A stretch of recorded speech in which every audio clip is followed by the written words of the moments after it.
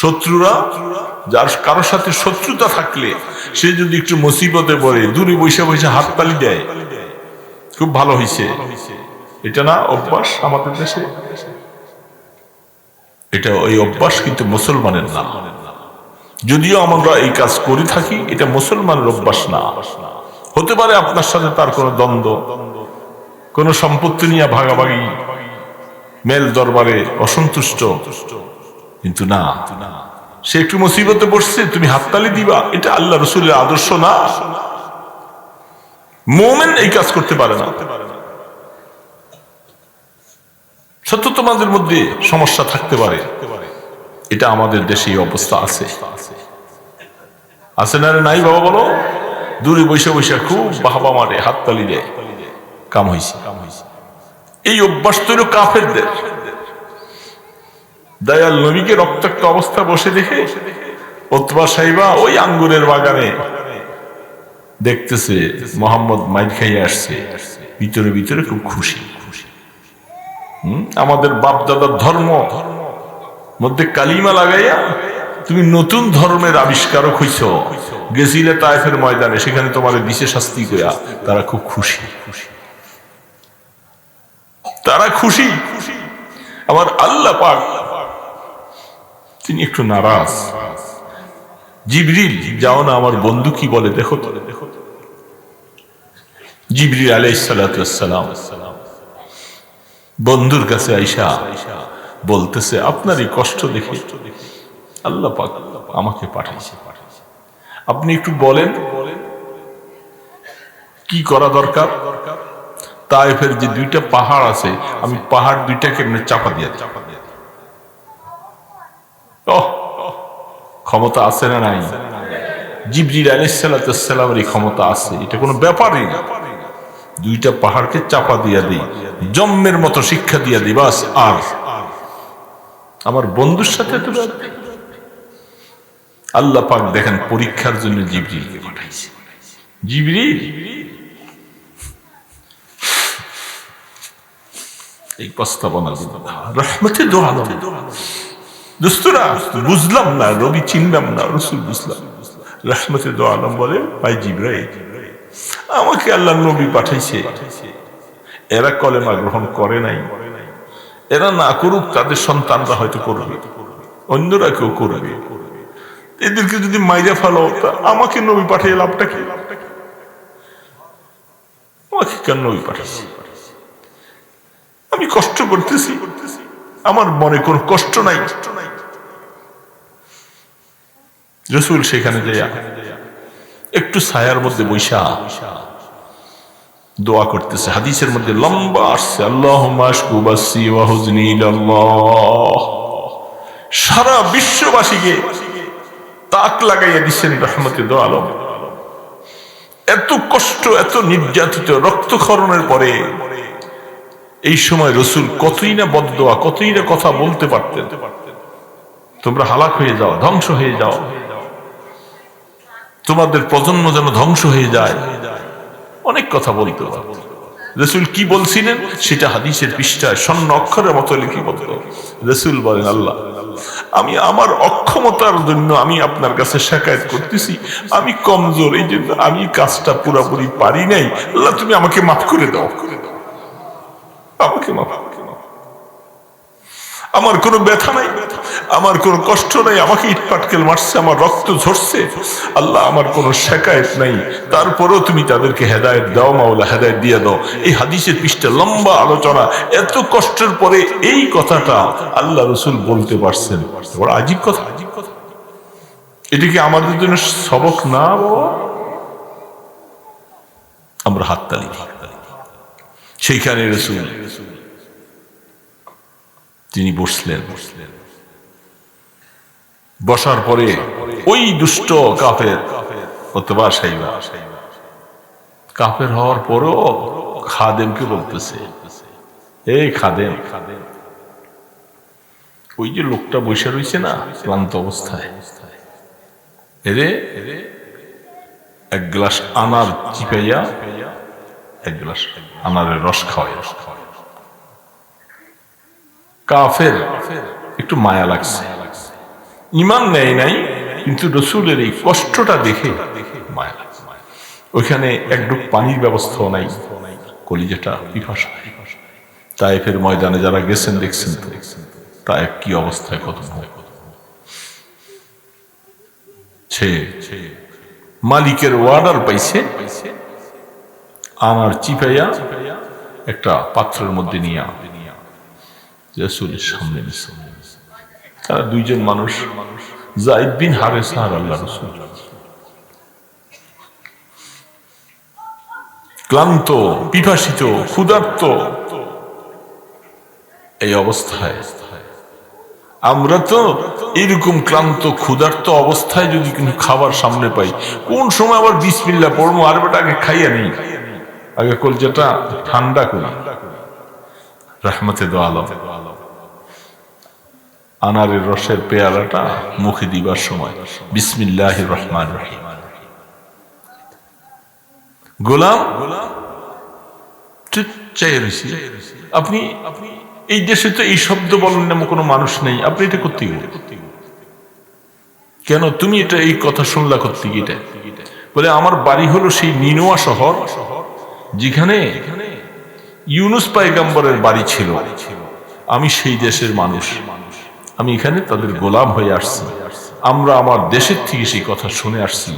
এই শব্দটা ইউনুস পয়গম্বর বলতেন, তাই আর ইউনুস পয়গম্বর তো আমার ভাই, আপনার ভাই, আপনি এই দেশে, উনি সেই দেশে।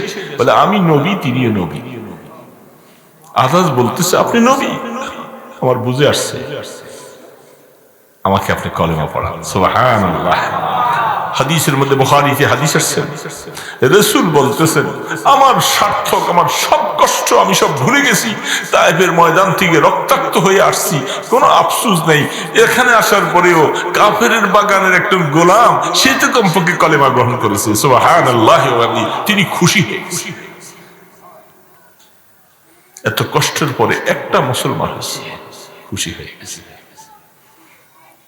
দোস্ত, রসুলের ভালোবাসা, প্রেম, আল্লাহ রসুলের ভালোবাসা তো এমন হবে, সে আদাস ইহুদির গোলাম থেকে আসার জন্য কত চেষ্টা করে মুক্ত হয়ে গেল। হযরতে আদাস রাদিয়াল্লাহু তাআলা আনহুর কথা, তার বাড়ি ছিল অনেকদিন পর্যন্ত সেখানে। তো আল্লাহ রসুলের ভালোবাসা, দোস্ত, রসুলকে যদি ভালোবাসতে না পারো, এই যে আফসোস লাগে, এই যে এখন আমাদের দেশে একটা কুলাঙ্গার বাউল, সে আমার আল্লাহকে যে সমস্ত গালিগুলি দিছে, আমার আল্লাহর কোরআনের উপরে যে সমস্ত কথাগুলি সে বলছে, আর এটাকেও কিছু মানুষ সাপোর্ট করতেছে, আমাদের কলিজাটা ফাইটা যায়। যারা মুসলমান, সে এই বাউলের কথাকে সাপোর্ট করে, তার কি কেমনে সাপোর্ট করে, এটা আমার বুঝে আসে দোস্ত, বুঝে আসে না। আল্লাহর মহব্বত আর নবীজির ভালোবাসা যদি একটা জাররা পরিমাণ কোন ইমানদারের পকেটে পারে, দিলের মধ্যে থাকে, তাহলে রাসূলকে গালি দিবে, আল্লাহকে গালি দিবে, আর সে হাসি মুখে বরণ করে নিবে, হতে পারে না। এই জন্য বহু যুবক আছে, আমি যুবকদেরকে মাঝে মধ্যে বলি, তোমার নামাজের ত্রুটি আছে, দ্বীনের উপরে আসতে পারো নাই। অনেক সময় অনেক যুবককে দেখি, যখন আল্লাহ এবং রসুলের ব্যাপারে এই ধরনের কোনো কিছু আসে, তাদের মাথায় রক্ত উঠে যায়। তারা বলে তুই সহ্য করতে পারি। এগুলি তাদের হেদায়েতের একটা কারণ হবে। পথ হারাকে আল্লাহ পাক পথের মধ্যে নিয়ে আসবে। কত পথ হারাকে আল্লাহ পাক নিয়ে আসছে। এই জন্য রাস্তায় যখন থাকবা, তখন একবার আল্লাহ পাক টান দিয়ে তোমাকে নিয়ে যাবে। রাস্তার থেকে ফিরে থাকলে পারবে। তো দোস্তরা, মদিনার নবীর ভালোবাসা, প্রেম, বুখারী শরীফের 6 নম্বর হাদিস খুলে দেখে, রাসূল বলছেন, হে উম্মত, আমাকে ভালোবাসবা কতটুকু? তোমার মা বাবার মতো, তোমার ছেলে সন্তানের মতো, তোমার জীবনের মতো? রাসূল বলেছেন, লা ইউমিনু আহাদুকুম হাত্তা আকুনা হাব্বা ইলাইহি মিন ওয়ালিদিহি ওয়া ওয়ালাদিহি ওয়ান নাস আজমাইন। তোমার মা বাবা, তোমার সন্তান, তোমার বন্ধু বান্ধব, তোমার জীবন, সবগুলি শব্দ ব্যবহার করে বলছেন এই সব কিছুর থেকে যদি আমি নবীকে তুমি বেশি ভালো না বাসো, তুমি মোমেন হতে পারবা না। তুমি মোমেন হতে পারবা না দোস্ত। এখন আমার ইমানের খবর আমি নেই, আমি রসুলকে কত ভালোবাসি, আমি মদিনাওয়ালাকে কত ভালোবাসছি। মদিনার নবীর জীবন আলোচনা তোমার সামনে আসবে, রসুলের কষ্টের কথা তোমার সামনে আসবে, রসুলের জিহাদের কষ্টের কথা আসবে, দান দান মোবারক শহীদের কথা আসবে, রক্ত ঝরার কথা আসবে, আর তোমার দিলটা একটু মায়াও লাগবে না। তুমি এখনো মোমেন হতে পারো নাই দোস্ত, তুমি এখনো পুরো মোমেন হতে পারো নাই।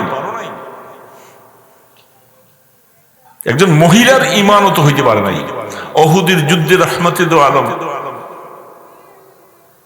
তিনি রক্তাক্ত অবস্থা, শয়তান আওয়াজ দিয়েছিল ইন্না মুহাম্মাদান কাদ মাত, শয়তান আওয়াজ দিয়েছিল মুহাম্মদ শেষ করে ফেলেছে, মুহাম্মদ শেষ। মদিনা শরীফে আওয়াজ ছড়িয়ে গেছে,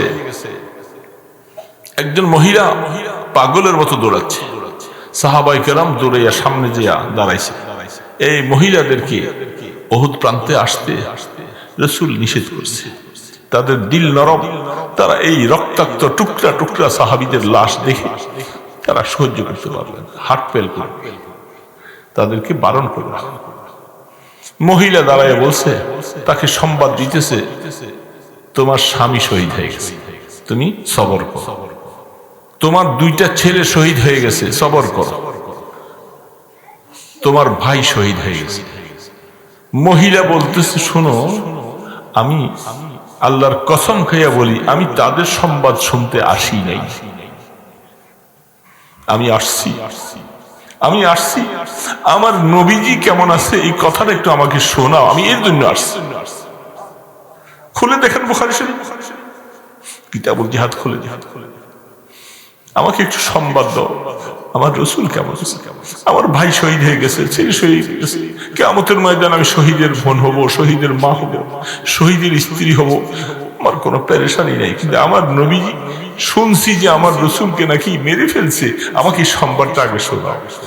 সাহাবী দূরত্বে বলতেছে আল্লাহ রাসূল ভালো আছে, বলে আমার মনে মানে না, রাসূল কোথায় আছেন, আমাকে একটা নজর একটু দেখাও।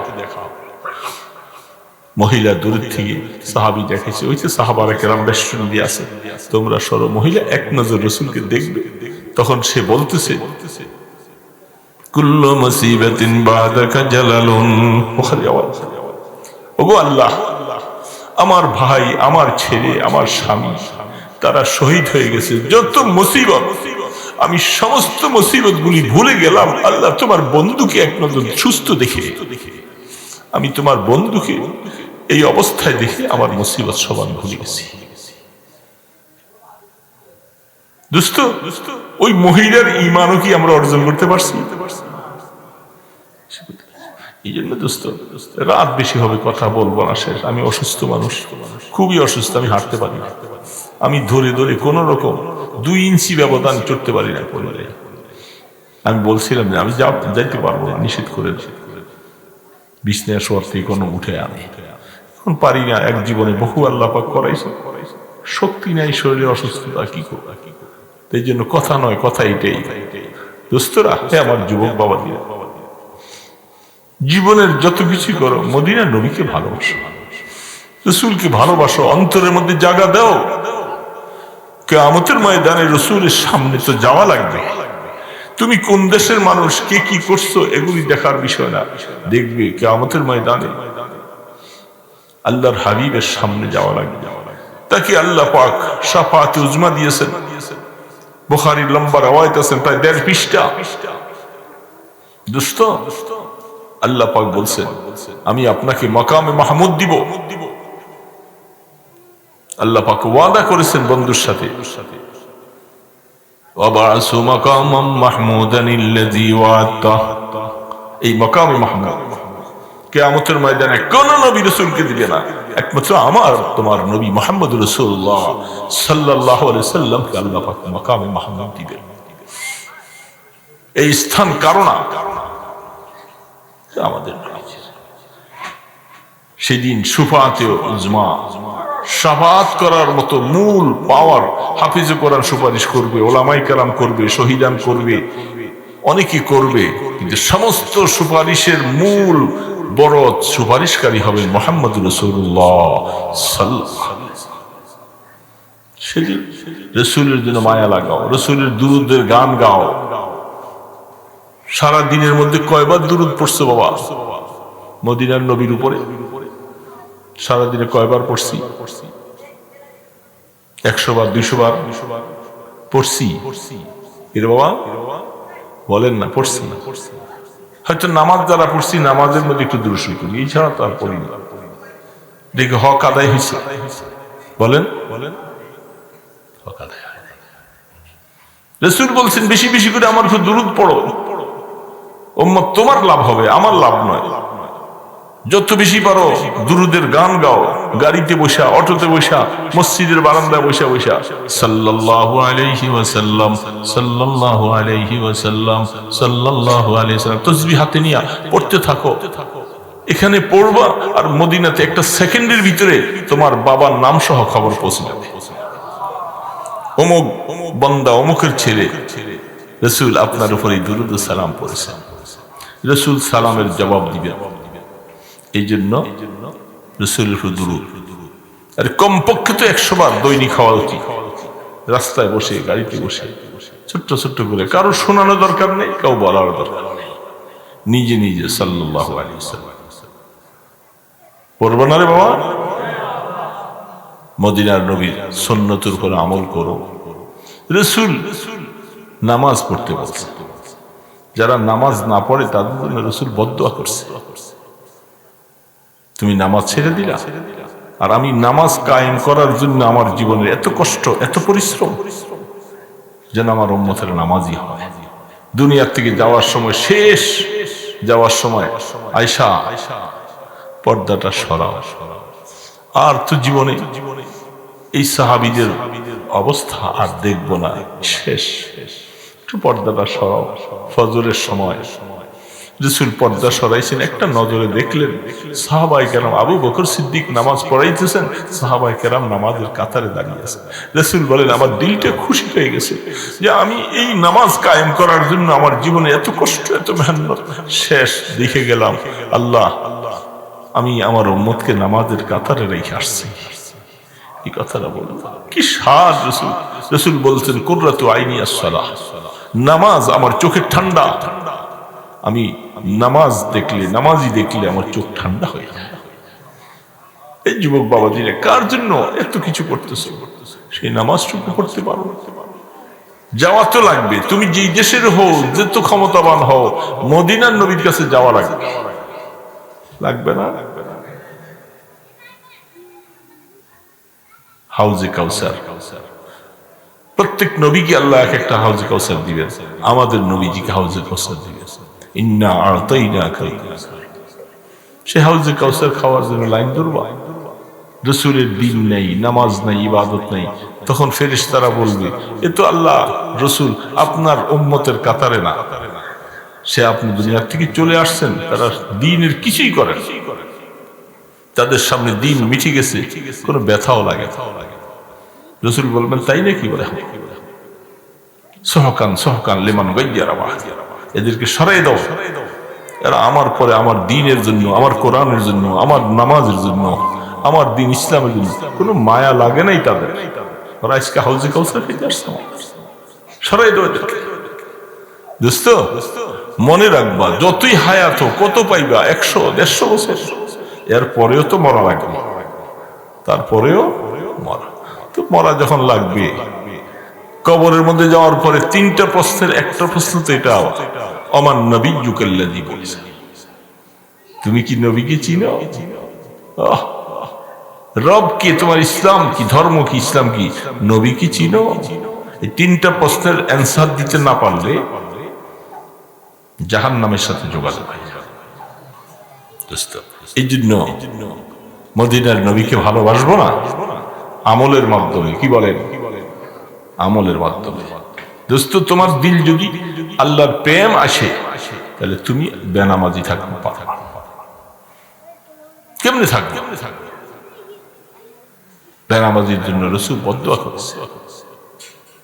তুমি মুমিন, রাসূলকে ভালোবাসো, আল্লাহকে ভালোবাসো, দেখাইবা কি দিয়া?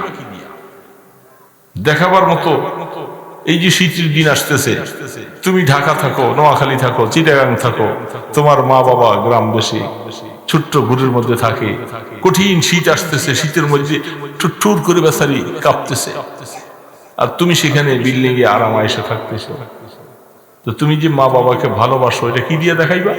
তোমার উচিত কম্বল নিয়া, কাঁথা নিয়া ঘরটাকে সুন্দর করে, মা যেন শীতে কষ্ট না পায়, এই জন্য আইসা তাদের দেখা করা। তাই না বুঝবে যে তুমি মা বাবাকে ভালোবাসো। তুমি নবীকে কি ভালোবাসলা? দেখাইবা কি দিয়ে যে তুমি মুসলমান? দেখাবার জন্য হইলে নামাজ। তুমি যখন নামাজটা পড়ে সেজদায় চলে যাইবা, তখন বোঝা যাবে যে তুমি আল্লাহকে ভালোবাসো, নবীজিকে ভালোবাসো। চেষ্টা করবো না ইনশাআল্লাহ? কথা শেষ, কথাই পর্যন্তই বললাম। আল্লাহ পাক আমাদেরকে যেন হেদায়েত দিয়ে দেয়। মদিনার নবীর প্রেম আর ভালোবাসা নিয়ে যেন আল্লাহ বাঁচিয়ে থাকার তৌফিক দেন। আল্লাহ তোমার নবীকে জীবন থেকে বেশি ভালোবাসার তৌফিক, রাসূলের প্রেম আর ভালোবাসা, এটা বললে রাত শেষ হয়ে যাবে বাবা। রাসূলের ভালোবাসার কথা শেষ হবে না। এই জন্য যে যতটুকু ভালোবাসবা, যে যতটুকু পানিতে নামবা, তোমার অতটুকু ভিজবে। তুমি নামবা পায়ের গোড়ালি পর্যন্ত, কমর পর্যন্ত ভিজবে। তুমি যেতটুকু নামবা এতটুকু। তুমি নবীকে যত ভালোবাসবা, তোমার দিলের হালাত তত পরিবর্তন হবে। তোমার চোখের পানি আসবে, কান্না আসবে। নবীজির জীবনের কথা শুনলে চোখের পানি আসবে। আল্লাহ রসুলের প্রেম ভালোবাসায়। এই জন্য আল্লাহ পাক আমাদেরকে সত্যিকার রসুলের আশিক বানিয়ে দেন। আমাদের সন্তানদেরকেও যেন আল্লাহ পাক নবীজির আশিক বানিয়ে দেন, কোরআনের আশিক বানিয়ে দেন। আল্লাহ তোমার আশিক বানিয়ে দেন। আস্তাগফিরুল্লাহ আল্লাযী লা ইলাহা ইল্লা হুয়া। কোনার কথা বলার দরকার নেই, কি বলবেন? সভাপতিরা কথা এগুলি আগে বললেন না কেন? যেই মাহফিলের মধ্যে পরে সভাপতিরা কথা বলে, আমি সেখানে আলোচনা করি।